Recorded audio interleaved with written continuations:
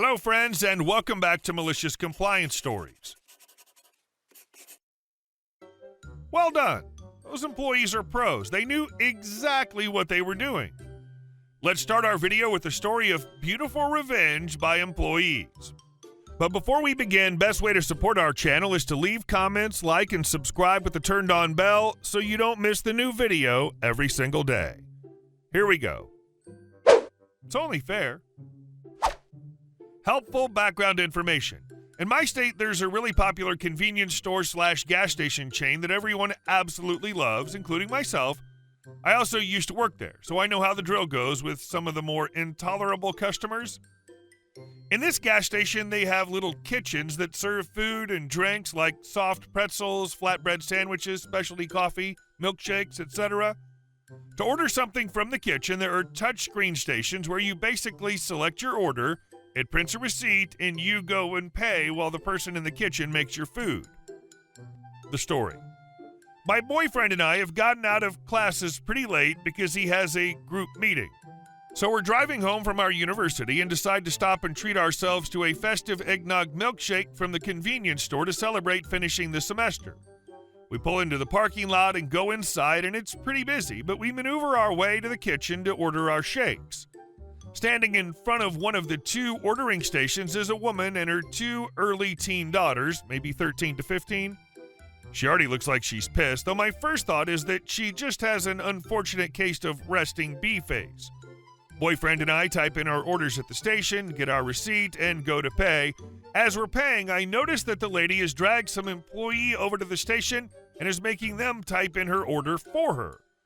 As a previous employee of this place, I know that sometimes people are unaware that they can do the orders themselves, but usually after showing them how it's done, they have no problem doing it alone. But this lady's getting her more and more distressed as she's making the employee put her food in for her.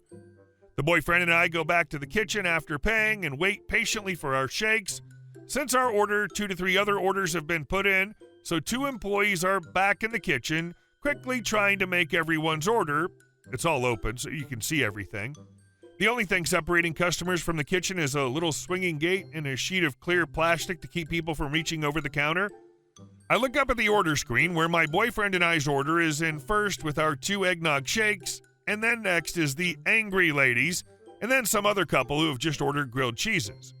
The angry lady, let's just call her AL, has ordered an ice cream and an eggnog shake, and the instant I see that she too has requested this fabulous drink, I know we're going to have an issue.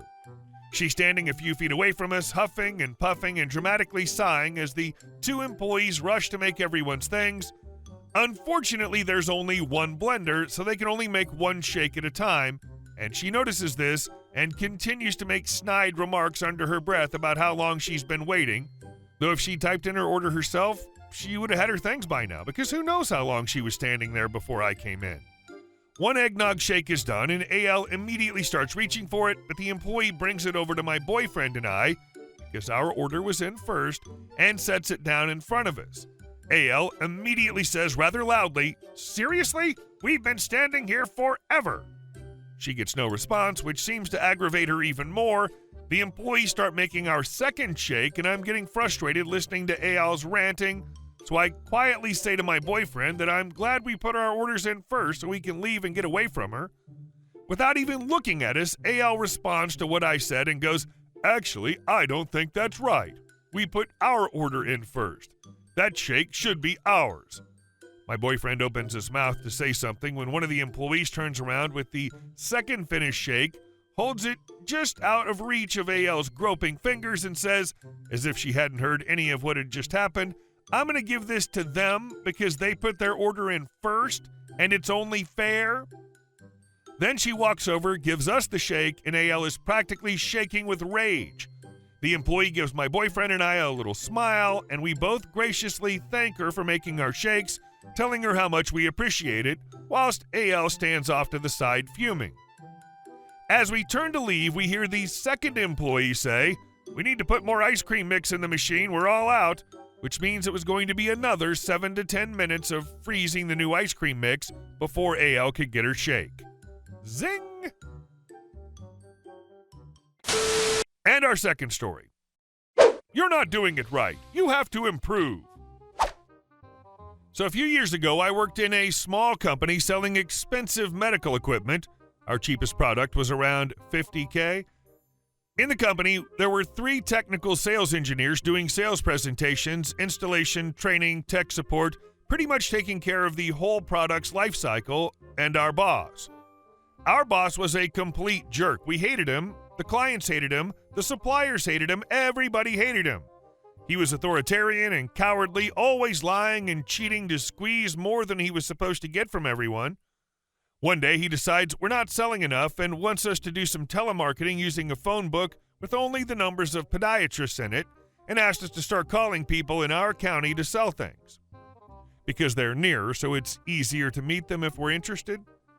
Since what we sold answered specific needs and was very expensive, it usually took a long time to sell one and a lot of meetings and demonstrations. Because of that, I tell my boss, I don't think telemarketing's a good way of getting sales because you don't sell a $50K medical machinery the same way you sell a €100 Hoover. He insists we do it. We decide that if I have to, we might as well do it right, so we call over 500 people, giving it our best shot. As asked, we start with the people nearest to us, and since all 3 of us use the same book, we tick every name we called and put an annotation next to it about how it went. During this, not a single person asked for information or acted even remotely interested. We just annoyed the hell out of everyone. Who would have thought calling physicians during busy hours to telemarket them would be seen as a nuisance? So after a while, I go tell my boss it's not working and we should do something else before we waste more time and everyone hates us. I make propositions on what we could do, like emailing campaigns or redo our website, which is 20 years old, or organize informative events. He says I'm just lazy and don't want to telemarket people, that I never wanted to, and that I'm not doing it right on purpose, so he would make us stop. He adds that he called a few people and made a sale already using the book, so all I have to do is keep at it until I improve. I look it up, and he did make a sale, but I've never seen him take the book. The client's in a random county super far away from us, and nothing is marked next to his name. Obviously, the client called, said, "Hi, I want this," and the sale was on its way. Nothing to do with telemarketing. So I decided that it was time for me to improve. I took my stupidest, most clueless tone and went to my boss. In this conversation, I am me, and my boss is B. Me: "Wow, you really did make a sale." B, extremely smug: "Of course. I told you it was all about doing it right." Me: "But you didn't mark anything in the book. How can we know we're not calling someone you already called if you don't mark anything?" B: "Oh, I didn't think it mattered that much, so I didn't mark anything." Me: "Oh, okay. I've looked it up, and the client you called is super far away from us in blank country. Why didn't you call people in our county as we're supposed to?" B: "Well, we're not a regional company, but a national company, so we should call everyone in the country, not only those around us." Me: "Oh, okay, so should we stop calling people around us and start calling people in County blah? What's our policy about this?" B: No, you can keep calling the ones in our county." Me: "Oh, okay. Just so I can mark it in the book, did you only call him or did you call others? Did you make all your calls in County blah or some in other counties? Did you call everyone in the county and order up to the client, or did you start or end with him?" B: Silence. Me: "Can you make a few calls while I'm here so I can learn from you and improve? What do you start your speech with?" B: Silence.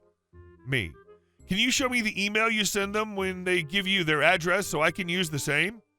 B: Silence.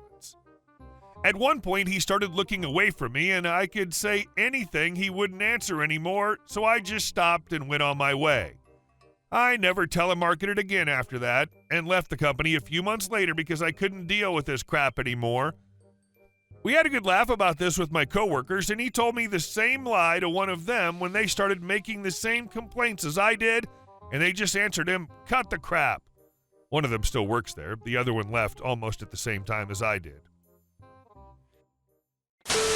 And our last story.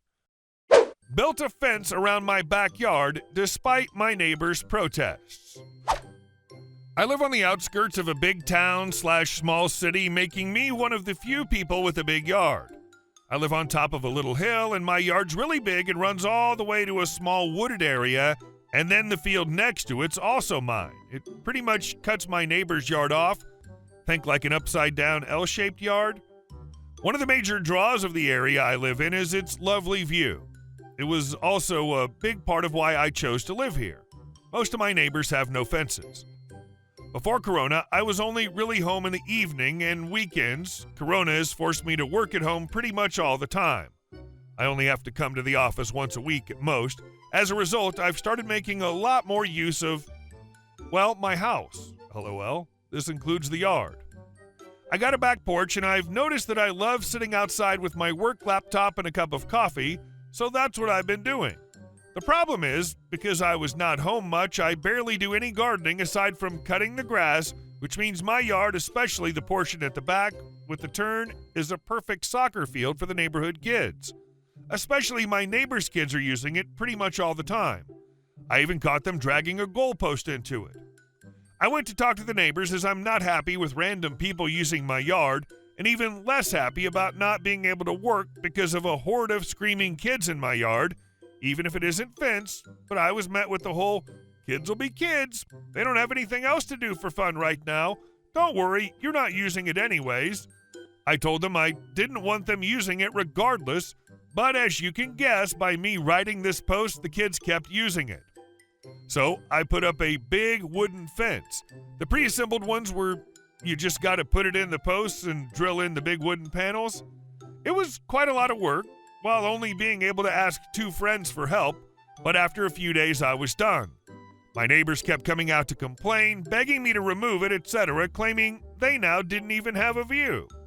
I figured they were overreacting, but now that I'm done, their yard is literally tiny, and their view went from a beautiful hilly landscape with woods to the top of a wooden screen.